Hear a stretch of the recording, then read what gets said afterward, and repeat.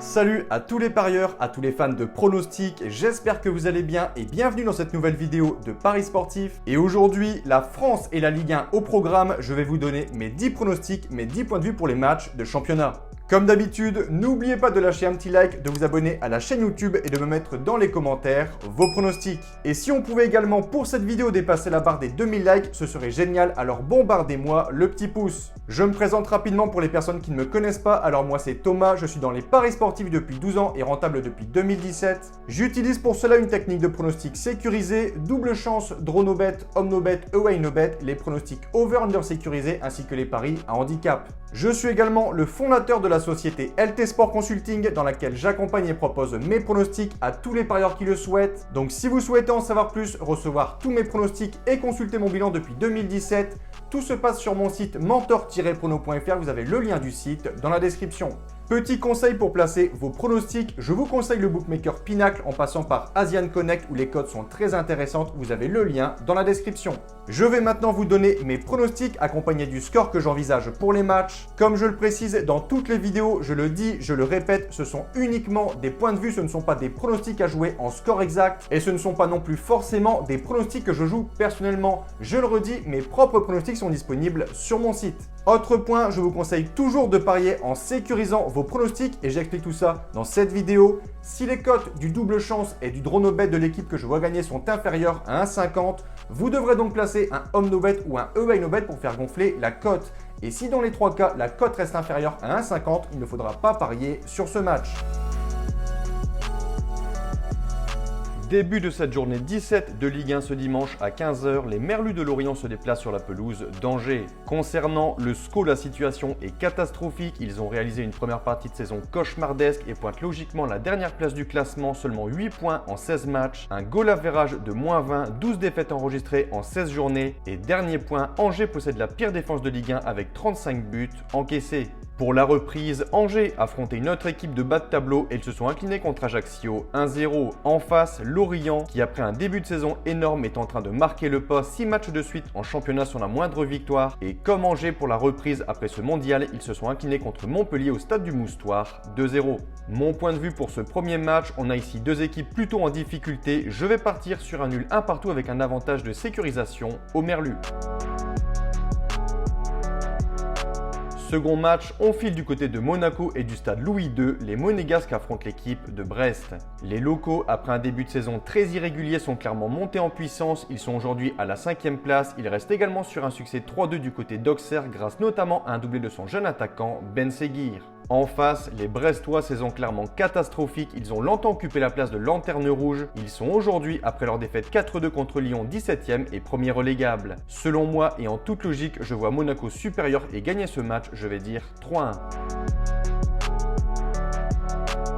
Troisième match, Nantes-Auxerre, duel entre deux équipes de bas de tableau, respectivement 16e et 18e. Les deux formations sont très décevantes cette saison. Alors pour Auxerre, étant promu, on s'y attendait un peu, mais Nantes vraiment n'y arrive pas du tout. Seulement 2 petites victoires en 16 journées. Je pense qu'ici c'est la bonne occasion pour les Canaries de renouer avec le succès. Ils en ont les moyens et selon moi, ils gagneront contre Auxerre 1-0. Toulouse, Ajaccio, autre match de bas de tableau, 13e et 15e, seulement 1 point sépare ces deux équipes. Les Corses, lors de la reprise, ont signé une très belle opération en battant un autre relégable Angers sur le score de 1-0 pendant que les Toulousains de leur côté ont subi la foudre du Vélodrome avec une défaite, plutôt une raclée sur le score de 6-1. Je vais ici pour ce match partir sur un score nul et vierge 0-0 avec un avantage de sécurisation au TFC. Cinquième match, Lyon reçoit l'équipe de Clermont. Des Guns qui sont très irréguliers cette saison, des grosses victoires, des défaites surprenantes, quelques matchs nuls décevants. Il reste en revanche sur un beau succès à Brest 4-2 et Clermont de son côté sur un revers contre Lille 2-0. Je trouve que Lyon, depuis l'arrivée de Laurent Blanc sur le banc, va beaucoup mieux. Ils sont clairement largement au-dessus des Clermontois et je vais leur donner les 3 points et la victoire sur le score de 4-0.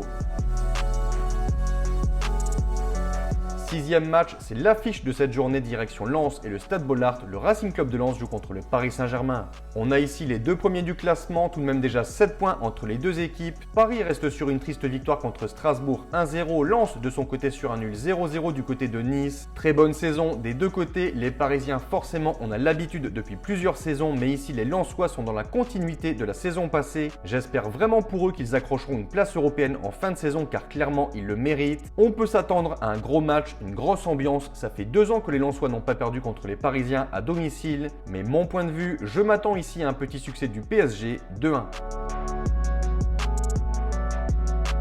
On file au stade de la Méno, le Racing Club de Strasbourg accueille 3 le 19e contre le 14e. Strasbourg, cette saison, c'est très décevant, seulement un succès. En 16 journées, c'était contre le dernier Angers. Et pour les Stacks, c'est pas terrible non plus. Il reste sur un nul contre Nantes, 0-0.